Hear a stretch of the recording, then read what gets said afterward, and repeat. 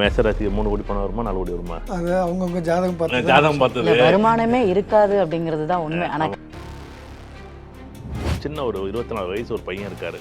இன்னைக்கு எனக்கு மேசராசியா அஸ்வினி நட்சத்திரம்யா எனக்கு ஏதாவது நடந்துடாதான்னு அந்த பையன் பார்ப்பான் பாருங்க. அவனுக்கு ஏமாற்றத்தை கொடுத்துடக்கூடாது. திருமணம் நடக்கும் அப்படின்னு கேட்டால் திருமணம் சார்ந்த விஷயங்கள் எதிர்பார்த்தது நல்லா இருக்கும். சுக்கிரதசை நடக்கிறவங்களுக்கு துணை அல்லது கௌரவ பதவி கிடைக்கிறது வாய்ப்பு இருக்கு. அதுதான் பெரிய பிளஸ். அதுவா வர்றதை ஏத்துக்கணும். கார்த்திகை நட்சத்திரத்தை பொறுத்த அளவுல கவனமாக பயணிக்கக்கூடிய ஒரு காலம் இது அப்படின்னு தான் சொல்லணும். ஏன்னா மற்ற 2 நட்சத்திரங்களுக்கும் அவங்க சுகமா இருப்பாங்க. நீ 2020 வேலையே இல்லைன்னு உனக்கு இருக்குது, எழுதி வச்சிருக்கு, அந்த கம்பெனியே மூடி வச்சிருக்கு, நீ வேறு கம்பெனி போனால் மூடி விடுவாங்க, நீ போகாத அப்படிங்கிறது தான். கேதசை போகிறவங்களுக்கு எல்லாருக்குமே இது ஒரு பெரிய ஒரு சங்கடமான சூழ்நிலை இருக்குது. இந்த மக்கள் என்னென்னா இந்த கிரகங்களை பார்த்து பயப்படுற இடத்துல இருக்கிறாங்க. நம்ம செய்த வினைகளோட அமைப்புகள் நம்மளுடைய வயதோட்ட லக்கணத்துக்கு ஏற்ப மாறும்போது நீங்கள் பயப்பட வேண்டிய அவசியம் இல்லை. இப்போ டிராஃபிக்கில் சிக்னல் இருக்குது, ரெட்டாக இருக்குது, அதை பார்த்து பயப்படுறீங்களா என்ன?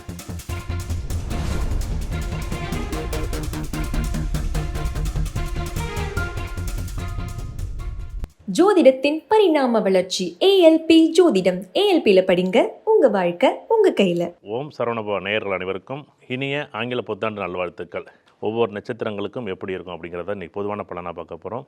அச்சய இலக்கண பദ്ധதி ஜோதிட முறையில் இந்த ஆய்வு நடக்குது. இது கண்டிப்பாக உங்களுடைய வாழ்க்கையில் ஒரு துல்லியமான ஒரு பலனையும் ஒரு பதிவையும் இங்கே கொடுக்கும் அப்படிங்கிறத நான் முதல் விஷயமாக உங்கள்கிட்ட பதிவு செய்கிறேன். இங்கே அச்சய இலக்கண பദ്ധதி ஜோதிடர்களும் ஆசிரியர்களும் வந்திருக்காங்க.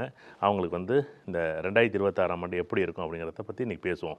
2026ஆம் ஆண்டின் ஆங்கில புத்தாண்டு நல்வாழ்த்துக்கள். எல்லாருக்கும் எல்லாமும் நிறைவாக கிடைக்கட்டும்.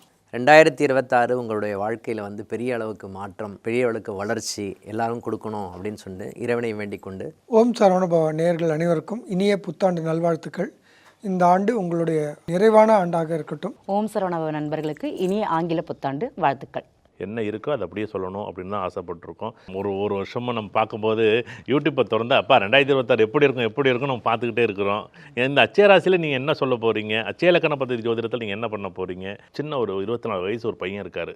இன்றைக்கி எனக்கு மேசராசியா அஸ்வினி நட்சத்திரம்யா எனக்கு ஏதாவது நடந்துடாதான்னு அந்த பையன் பார்ப்பான் பாருங்க. அவனுக்கு ஏமாற்றத்தை கொடுத்துடக்கூடாது. இன்றைக்கி அஸ்வினி நட்சத்திரத்துக்கு இப்போ எப்படி இருக்கும் அப்படிங்கிறத நம்ம பேசலாம் முதல் விஷயமா. இப்போது முக்கியமாக இந்த வேலை சம்மந்தப்பட்ட விஷயங்கள் ஏதாவது பண்ணிகிட்டு இருந்தாங்கன்னு வச்சுக்கோங்களேன். வேலை சம்மந்தப்பட்ட விஷயங்கள் மட்டும் பார்த்திங்கன்னா எதுவும் சடனாக டிசைட் பண்ணி வேலை மாற்றம் செய்யக்கூடாது. ஏன்னா மனசு என்ன சொல்லும் அப்படின்னு பார்த்தீங்கன்னா, எனக்கு இதை விட நல்ல சிறப்பான வேலை வேணும், நல்ல மகிழ்ச்சியாக இருக்கக்கூடிய வேலை வேணும், சந்தோஷமாக இருக்கக்கூடிய வேலை வேணும்னு மனசு சொல்லும். இந்த காலகட்டத்தில் வேலை மாற்றம் அப்படின்ற ஒரு விஷயம் மட்டும் சடன்னு டிசைட் பண்ணி மாற்றிடாதீங்க. 2026 மட்டும் கொஞ்சம் கவனமாக இருக்க வேண்டிய ஒரு காலகட்டம். நீங்கள் வீடியோவில் ஒரு ஸ்க்ரீன் தெரியும், அதில் 80% சூப்பராக இருக்குது அப்படின்னு நீங்கள் சொல்லியிருக்கீங்க. இது அச்சய ராசி அடிப்படையில் நம்ம ஒரு கணக்கீடு பண்ணியிருக்கிறோம். இப்போ நீங்கள் என்னென்னா 80% நல்லா இருக்குன்னு சொல்லிட்டு நீங்கள் என்ன சார் வேலையில் என்னன்னா இவங்களுக்கு ஆசையை தூண்டும். எனக்கு எப்போ ஒரு 20,000 சம்பளம் வாங்குறது 35,000 சம்பளம் நீ வாப்பா அப்படின்னு கூப்பிட்டுருவாங்க. ஆனால் 3 மாதத்தில் அந்த கம்பெனி மூட போதுன்னு உனக்கு தெரியாது. அதுதான் நான் சொல்கிறேன். எனக்கு வேலை கிடைக்கிற குதிரை கொம்பு மாரி இருக்குது இன்றைக்கி. அப்படி இருக்கும்போது இந்த கேதசை நடக்கிறவங்களுக்கு அதை நடந்துடும் இது நடந்துடும் எப்படி நடக்கும்? சம்பந்தம் இல்லாமல் ஆசைப்பட்டு எதுக்குப்பா நீ ஆசைப்படுறா? சூப்பர், நல்லா இருக்கு. தனிப்பட்ட பொதுவாக நல்லா இருக்கு, நல்லா இல்லையா? அஸ்வினி நட்சத்திரம் நல்லா இருக்கு, நிறைவா இருக்கு சார். இந்த வருஷம் இயல்பா கடவுள் உங்களுக்கு 80% கொடுக்க தயாரா இருக்காரு. ஆனா நானா ஆசைப்பட்டு எதுலையும் போய் விழுந்துராம இருக்கணும் அப்படிங்கறதுல தெளிவா இருக்கும். இல்லை ஜாதகம் தனிப்பட்ட ஜாதகம் நல்லா இல்லைன்னு வச்சுங்களேன். இப்போ ஒரு விஷயம் கேட்டு ஓப்பனாக இருக்குது. இப்போ நான் மட்டும் சொன்னேன் கேட்டு ஓப்பனாக இருக்குது. 2026 வாய்ப்புகள் இருக்கானா? வாய்ப்புகள் இருக்குது. நீங்கள் என்ன பண்ணுவீங்க? எது உங்கள் கேட்டுன்னு தெரியாமல் ஏதோ ஒரு பெரிய ஒரு கிணறு இருக்க கிணத்துல போய் தேவையில்லாமல் அந்த கேட்டில் போய் குதிச்சா எப்படி இருக்கும்? பெரிய சங்கடமான ஒரு நிகழ்வு. அதை தொட்டு கொஞ்சம் முடிவெடுக்கும் போது எப்படி இருக்கணும்? ரொம்ப கவனமா முடிவெடுக்கணும். எதுல? வேலையில் மட்டும். மற்றெல்லாம் எப்போ நீ இப்போ நான் ஒரு வீடு கட்ட போகிறேன், கட்டிக்க வேண்டான்னு சொல்ல, இடமாக்க போகிறேன் வாங்கியேன்னு சொல்கிறேன். சொல்லாமல் சொல்லக்கூடாதா? சொல்லலாம் சார், சொல்லலாம். வீடு வாங்கலாமா? வீடு வாங்கலாம் சார். வீடு வாங்கலாம். பணம் யார் கொடுக்குறது? நீங்கள் எப்போ பார்த்தாலும் மேசராசி அஸ்வினி நட்சத்திரம் வீடு வாங்கலாம். எத்தனை அஸ்வினி நட்சத்திரம் வீடு வாங்கலாம்? என்னென்ன உங்களுக்கு தேவை இருந்து உங்களுக்கு அந்த ஒரு திட்டமிடல் இருந்து இந்த வருஷம் எனக்கு மேசராசி அஸ்வினி நட்சத்திரப்பா நான் வீடு கட்டலாமான்னு கேட்டா சாதகமா இருக்கு. சூப்பர், சாதகமா இருக்கு. ஆனா காதல் இந்த வருஷம் கை கூடுறதுக்கு வாய்ப்பு இருக்கு. காதல் இருக்குது. வீட்டை கட்டிப்பாரு, கல்யாணத்தை பண்ணிப்பாருன்னு சொல்லுவாங்க. அதனால நல்லா இருக்குன்னு அங்க அடி வாங்குறது யாருன்னு தெரியல. இல்ல சார், நீங்க 80% கொடுத்துட்டீங்க. அந்த 80% எது விஷயமாக நல்லா இருக்குன்னு சொல்லணும்ல. அப்ப வேலை சம்பந்தப்பட்ட விஷயத்துக்கு சரியில்லை. ஆனா இந்த காலகட்டத்தில் அதாவது திருமணம் சம்பந்தப்பட்ட விஷயங்கள் வரும்போது வந்து இந்த வயசில் இப்போ 24 to 30 வயசுக்கு இல்லை இந்த திருமணம் சம்பந்தப்பட்ட விஷயங்கள் கேது வரும்போது, தசை நடக்குது அஸ்வினி நட்சத்திரத்துல. அவங்களுக்கெல்லாம் திருமணம் சம்பந்தப்பட்ட விஷயங்கள் திடீர்னு சாதகமான தன்மை கொடுக்கும். சாதகமா திடீர் இருக்கும். தன்மை ஆனா அதுல இருக்க பிரச்சனை இருக்கான்னு பிரச்சனை இருக்கே இருக்கே. இப்ப இது எப்படி நடக்கும்னு ஜீம்பு காதலிச்சா பிரச்சனை இருக்க தான் செய்யும் பொதுவாகவே. அது கூடுதலாக கஷ்டம் இருக்கும். அதாவது பொண்ணு வீட்லேயும் ஒத்துக்கிட்டாங்க, மாப்பிள்ளை வீட்லையும் ஒத்துக்கிட்டாங்க, பொண்ணோட மாமா ஒத்துக்க மாட்டேங்கிறாரு. எங்கேருந்துடா மாமா வந்தானி, ஆச்சரியமாக இருக்கும். இது இந்த ஒரு தனிப்பட்ட பலனாக பேசும்போது ஈஸியாக பேசிடலாம். அந்த பொதுவான பலன் பேசும்போது இது எல்லாருக்கும் பொருந்தணும். ஏன்னா பொதுவாக வந்து அஸ்வினி நட்சத்திரத்தில் இருக்கக்கூடிய ஒரு 20 லட்சம் பேர் இந்த வீடியோ பார்க்குறாங்கன்னு வச்சுக்கோங்க. உதாரணமாக எனக்கு காதலிக்கக்கூடியவர்களுக்கு இந்த வீடியோ பார்க்கும்போது எப்பா நீ கவனமாக இரு, நீங்கள் உங்கள் அப்பா அம்மாட்டேன்னு பிரச்சனை இல்லை, யாரோ ஒருத்தட்ட உறவுகள்கிட்டேருந்து என்ன பண்ணும், அந்த பிரச்சனைகள் வந்து நிற்கும். இப்போ நீங்கள் பார்க்கக்கூடிய பர்சன்டேஜ் எல்லாமே நட்சத்திரத்துக்கு சொல்லியிருக்கோம். நிறைய பேருக்கு உங்களுடைய பிறந்த நட்சத்திரத்துக்கே இது 100% பொருந்தும். இன்னமும் துல்லிதமாக வேணும் அப்படிங்கிறப்போ உங்களுடைய அட்சய நட்சத்திரம் அப்படிங்கிறத எடுத்துக்கோங்க. அட்சய ராசிக்கான ஒரு பலன்களையும் இதை எடுத்துக்கோங்க. இதை நான் எப்படி தெரிஞ்சுக்கிறது அப்படிங்கிற கேள்விகள் நிறைய பேருக்கும் புதுசாக இருக்கும். கேள்விப்படாதவங்களுக்கு இது ஒரு புதுசாக கூட இருக்கும். இது வந்து ஏஎல்பி அட்சய லக்ன பத்ததி கூகுள் ப்ளே ஸ்டோரில் அட்சய லக்ன பத்ததின்னு நீங்கள் சர்ச் பண்ணிங்கன்னா உங்களுக்கு அந்த அஸ்ட்ராலஜி ஆப் அப்படிங்கிறது காமிக்கும். அதை இன்ஸ்டால் பண்ணிக்கோங்க. அதில் உங்களுடைய பிறந்த தேதி, பிறந்த நேரம், பிறந்த ஊரை நீங்கள் கொடுத்துட்டு அதை நீங்கள் சப்மிட் கொடுத்தீங்கன்னா உங்கள் சார்ட் ஓப்பன் ஆகிடும். உங்களுடைய ஜாதக கட்டம் தெரியும். அந்த கட்டத்துக்கு கீழே அப்படியே அந்த கட்டத்தை மேலே இழுத்து விட்டு பார்த்தீங்கன்னா கீழே வந்து ஏஎல்பி, ஏஆர்பி, ஏபி லக்னம் அப்படிங்கிறதெல்லாம் லைனாக காமிக்கும். அதில் ஏஆர்பி அப்படிங்கிறது மட்டும்தான் உங்களுடைய இப்போதைய அட்சய நட்சத்திரம். அந்த ஏஆர்பிக்கு நேராக ஒரு நட்சத்திரம் கொடுத்துருப்பாங்க. அந்த நட்சத்திரம் என்ன, அது எத்தனாவது பாதம் அப்படிங்கிறத பார்த்துக்கோங்க. ஏன்னா புனர்பூச நட்சத்திரம்னா உதாரணத்துக்கு அது 2 ராசி கட்டங்களில் கூட வரும். மிதுன ராசிக்கு 1, 2, 3ஆம் பாதம், 4வது பாதம் கடகராசிக்கு வரும். அப்போ மிதுன ராசிக்கு ஒரு பெர்சன்டேஜ் இங்கே காமிச்சிருப்போம், கடகராசிக்கு ஒரு பெர்சன்டேஜ் இருக்கும். அதனால் அந்த வித்தியாசத்தை நீங்கள் பிரித்து பார்க்க கற்றுக்கணும். நம்ம பார்க்கக்கூடியது எல்லாமே அட்சய ராசி தசா புத்தி அடிப்படையினால பலன். இப்போ தசா உங்களுக்கு தெரியுது அப்படின்னா அந்த தசைக்கு உரிய நட்சத்திரம் என்ன அப்படிங்கிறதையும் இங்கே ஏஆர்பிக்கு நேரம் என்ன நட்சத்திரம் இருக்கோ அந்த நட்சத்திரத்துக்குடைய தசை தான் இப்போ உங்களுக்கு நடப்பில் நடந்துக்கிட்டு இருக்குது அப்படிங்கிறத உங்களால் சுலபமாக புரிஞ்சுக்க முடியும். இப்போ ஒரு முயற்சி பண்ணுற அஸ்வினி நட்சத்திரம் எப்படி இருக்கும்? நல்லா இருக்கும். ரொம்ப நல்லா இருக்கும். அப்பா நல்லா முயற்சி பண்ணு, வேகமாக ஓடு, ஆனால் ஆசை மட்டும் கொஞ்சம் கம்மியாக வச்சுக்க. எப்படி ஆசையை மட்டும் கம்மியாக வச்சுக்க. சரி, கடன் எப்படி இருக்கும்? கடன் வாங்கக்கூடாது, கடன் வாங்கினா மாட்டிப்பாரு அப்படிங்கிறது. கடன் இல்லாமல் எப்படிங்க அஸ்வினி நட்சத்திரம் வண்டி ஓட்டும்? இல்லை அளவுக்கு அதிகமான கடன் என்னுடைய விருப்பத்தின் காரணமாக நான் ஒரு செயல் செய்ய போகிறேன், அதனால கடன் வாங்கி செய்கிறேன்னா மாட்டிக்கிறது இந்த அஸ்வினி நட்சத்திரம். 12 லட்சம் ரூபா ஒரு கடன் வர்றதுக்கு வாய்ப்பு இருக்குது. ஆனால் எத்தனை லட்சம்? 22 லட்சம் ரூபா தர்றாம்பாங்க. அப்போ 22 லட்சம் வாங்காதீங்க அப்படிங்கிறத சொல்லுவாங்க. தேவைக்கு தகுந்தாப்புல வாங்கி. இப்போ திருமணம் நடந்துச்சுன்னா காதல் திருமணத்திற்கு ஒரு வாய்ப்பு இருக்குது. அப்படி நல்லா இருக்குது. இப்போ அப்பா அம்மா சம்மந்தப்பட்ட உறவுகள் எப்படி இருக்கும்? நல்லா இருக்கும். நல்லா இருக்குமா? நல்லா இருக்கும். ஓகே. இப்போ வெளிநாட்டில் இருக்கார். இப்போ நான் வெளிநாட்டில் இருக்கிறேன், அஸ்வினி நட்சத்திரம் இந்த வீடியோ பார்த்துக்கிட்டு இருக்கேன். இப்போ எப்படி இருக்கும்? கண்டிப்பாக முயற்சி பண்ணக்கூடாது. வெளிநாட்டுக்காக போகவே கூடாது. சாதகமா இல்ல, திருப்பி வர வாய்ப்புங்கிறது இருக்குது. வெளிநாடு விருப்பப்பட்டு போனாலும் அந்த இடம் அவங்களுக்கு மனசுக்கு பிடிச்ச மாதிரி அமைப்புங்கிறது இருக்காது. இது என்னன்னா, நான் ஒரு கேள்வி கேட்குறேன். இப்போ 4 பேரில் நானும் சொன்னாலும் ஒரே பதிலாக தான் வரும். இப்போ இவங்க இல்லை எல்லாம் நல்லா இருக்கும்னு சொல்ல முடியும். எப்பா அஸ்வினி நட்சத்திரம் இருக்கிறதானே சொல்ல முடியும். வெளிநாட்டில் இருக்கிறீங்களா, உன் பாஸ்கிட்ட அமைதியாக இருந்துக்க, உங்கள் ஹெச்ஆர்ட்ட அட்மின்ட்ட நிர்வாகத்தில் கொஞ்சம் பொறுமையாக இருந்துக்க. நீ வந்து நான் வெளிநாடு போகிறேன்னா பேக்கை தூக்கிட்டு வெளிநாடு போயிடலாம். அங்கே போனால் வேலை வந்து பார்த்தீங்கன்னா நீ படித்தது மெக்கானிக்கலாக இருக்கும், அங்கே பார்த்தா வண்டி ஓட்டுறதா இருக்கும். ஐயோ என்னையா சம்மந்தம், எனக்கு எதுக்கும் சம்மந்தமே இல்லை. சரி நான் வெளிநாட்டில் இருக்கிறேன், ஆசைப்பட்ட மாதிரி இருக்காது. வெளிநாடு போய் ஆயிடுச்சு, நான் ஒரு 5 வருஷம் வேலை பார்க்குறேன். இப்போ என்னன்னா கம்பெனி மாற போகிறேன். கம்பெனி மாறாதையா, அந்த 1 வருஷத்துக்கு 2026 நீங்கள் வேணா நல்லா தானே இருக்குது சார். 1.5 லட்சம் பணம் சம்பளம் பத்தலை. இங்கே சம்பளம் 1.5 லட்சங்கிற பெரிய விஷயமே கிடையாது. நீ 2020 வேலையே இல்லைன்னு உனக்கு இருக்குது, எழுதி வச்சிருக்கு, அந்த கம்பெனியே மூடி வச்சிருக்கு. நீ வேறு கம்பெனி போனால் மூடி விடுவாங்க, நீ போகாத அப்படிங்கிறது தான். ஏன்னா இந்த பதில் நாளைக்கு உங்கள் வாழ்க்கையில் வந்து ஒரு பெரிய மாற்றத்தை கொடுக்கணும். எல்லா பொது பலன் மாதிரி இது நினைக்காதீங்க. நீங்கள் மற்றவங்க வந்து பொதுவாக வந்து சார் மேசராசிக்கு வந்து 2 கோடி பணம் வரும் நாங்கள் சொல்ல முடியாது.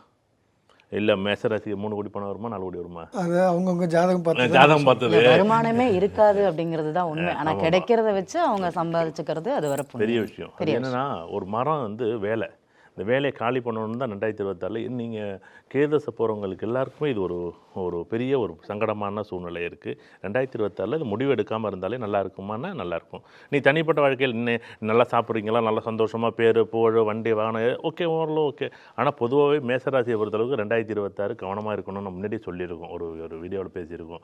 எப்போ மேசராசி, ரிஷபராசி, கடகராசி, கும்பராசி இந்த 4 ராசிக்காரர்கள் ரொம்ப 2026 இவங்க ரொம்ப கவனமாக இருக்கணும். அதே மாதிரி 40 வயசுக்கு மேலே உள்ளவங்க ஹெல்த்தை கட்டாயம் இந்த காலகட்டங்களில் கவனிச்சுக்கணும்.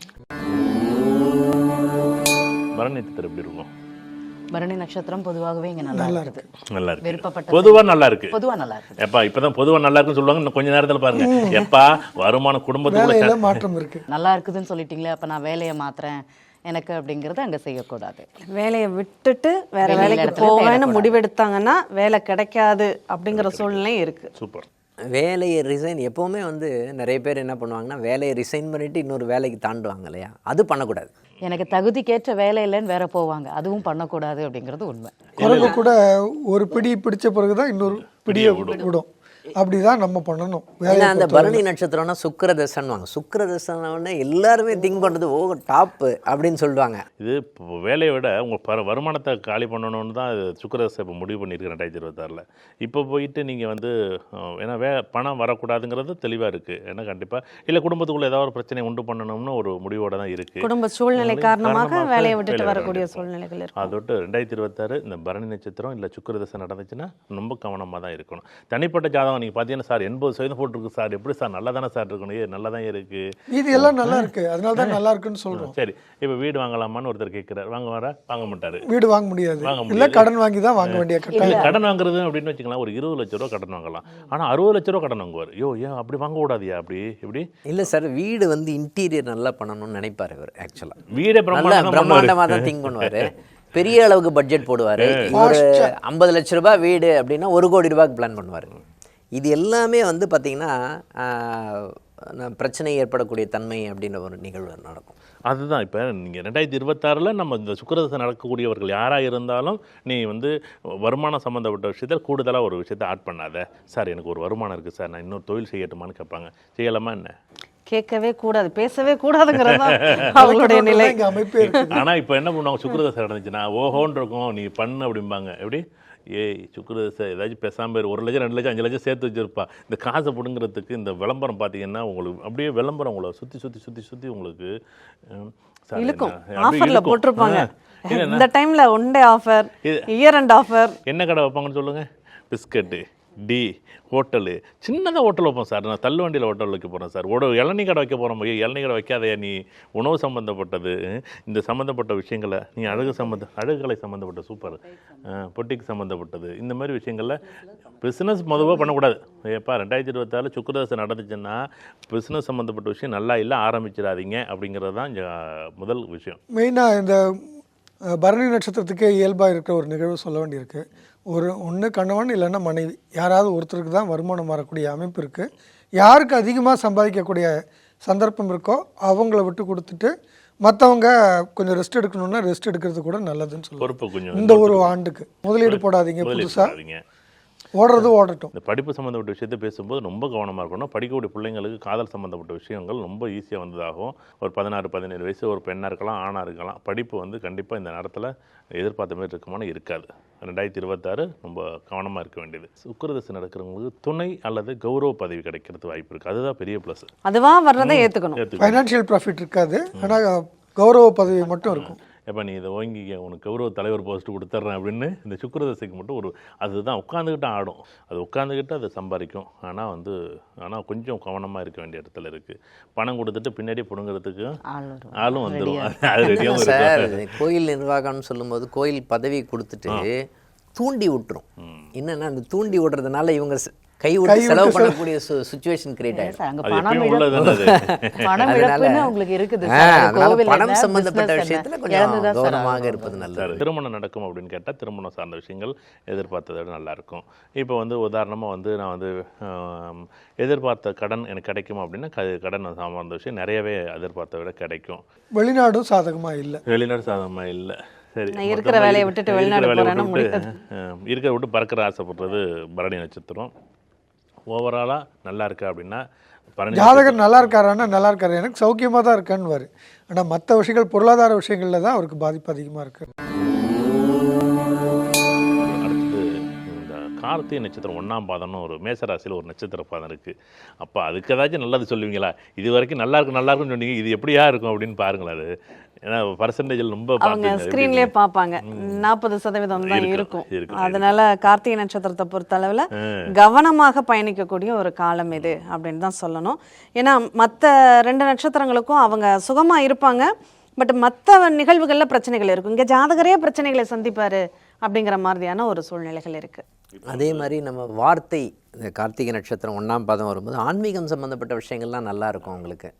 ஆனால் அந்த பேச்சுவார்த்தை சம்மந்தப்பட்டது நம்ம வாயை விட்டுறக்கூடாது. ஒரு பேச்சு பேசும்போது கொஞ்சம் கவனமாக பேசுவது நல்லது அப்படின்னு சொல்லலாம். பேச்சுங்கிறது இப்போ ஜாமீன் கையெழுத்து போடுற மாதிரி, அதெல்லாம் பண்ணிடலாம், அதெல்லாம் முடிச்சாலும், அதெல்லாம் நான் பண்ணிவிடுவேன், எடுத்துடுவேன், ஏன் அப்படி பண்ணுற, நீ பேசாமல் வாயை திறக்காம இரு.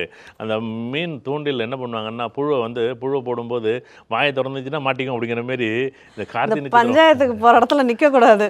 இந்த மக்கள் என்னென்னா இந்த கிரகங்களை பார்த்து பயப்படுற இடத்துல இருக்கிறாங்க. நம்ம செய்த வினைகளோட அமைப்புகள் நம்மளுடைய வயதோட்ட லக்கணத்துக்கு ஏற்ப மாறும்போது நீங்கள் பயப்பட வேண்டிய அவசியம் இல்லை.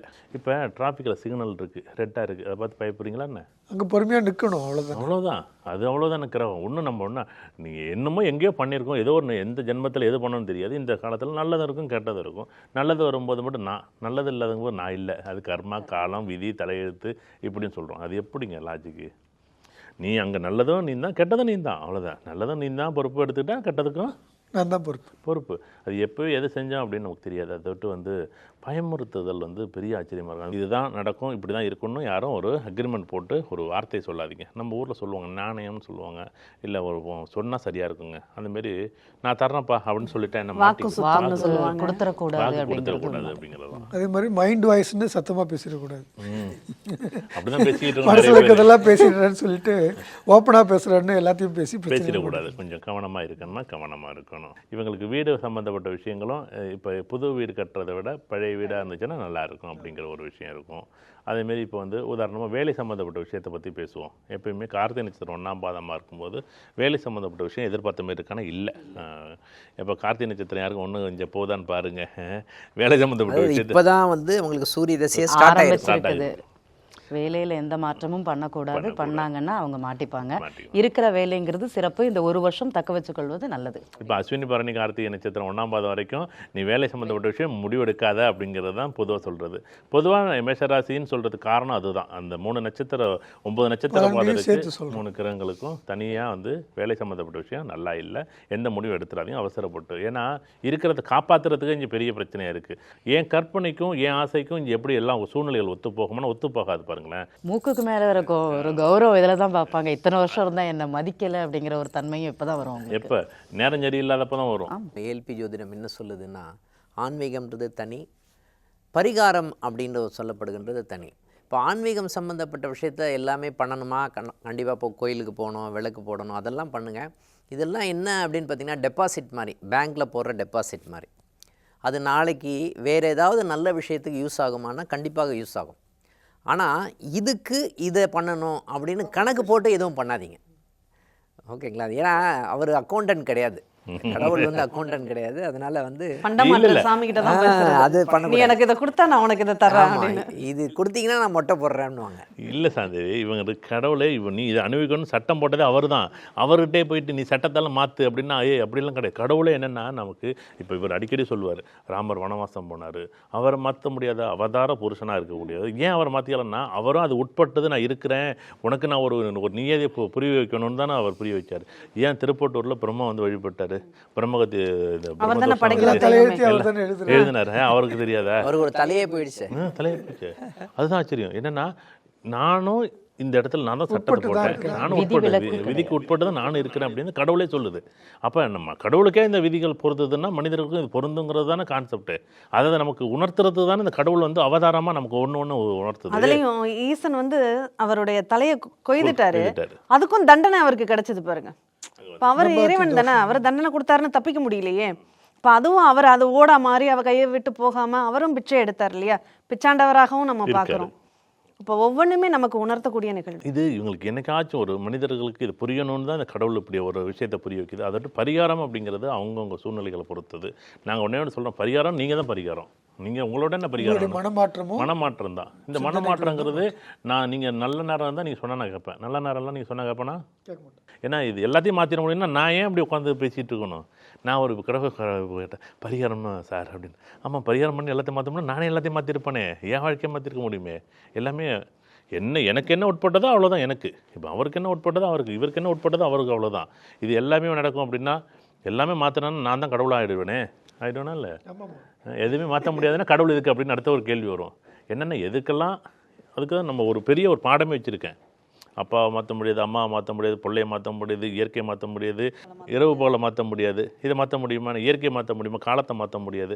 நீங்கள் 4 மணிக்கு எந்திரிக்கலாம், 5 மணிக்கு 6 மணிக்கு எந்திரிக்கலாம். ஆனால் காலைல 6 மணிக்கு சூரியன் உதிக்குது, இல்லைப்பா அதெல்லாம் இல்லை, நீங்கள் 4 மணிக்கு சூரியன் உதின்னு உதிப்பார என்ன? காலத்தை மாற்ற முடியுமா? அப்போ நம்ம நேரத்தை தான், நம்ம வாழ்க்கையை நம்ம தான் எழுந்திரிக்கணும், நம்ம தான் முடிவு பண்ணணும். ஆனால் நம்ம என்ன பண்ணுறோம், அதெல்லாம் நான் 8 மணிக்கு எழுந்திருப்பேன், ஆனால் நான் ஜெயிக்கணும். எப்படியோ ஜெயிக்க முடியும்? 8 மணிக்கு எழுந்திரிக்கணும், நான் ஜெயிக்கணும்னா அது எப்படி? நீ 4 மணிக்கு எழுந்திரிச்சு அந்த வேலையை பாருங்கள், 4 மணி நேரம் வேலை பார்க்கலாமே, 4 மணிலேருந்து 8 மணி நேரம் 4 மணி நேரம் உழைக்கலாமே. அதை உழைக்கிறதுக்கு நமக்கு கடவுள் வாய்ப்பு கொடுத்துருக்காரு. இந்த வீடியோ பார்க்கக்கூடியவர்கள் அட்லீஸ்ட் என்னை பொறுத்தளவுக்கு சூரியன் உதயத்துக்கு முன்னாடி நீங்கள் எழுந்திரிங்க.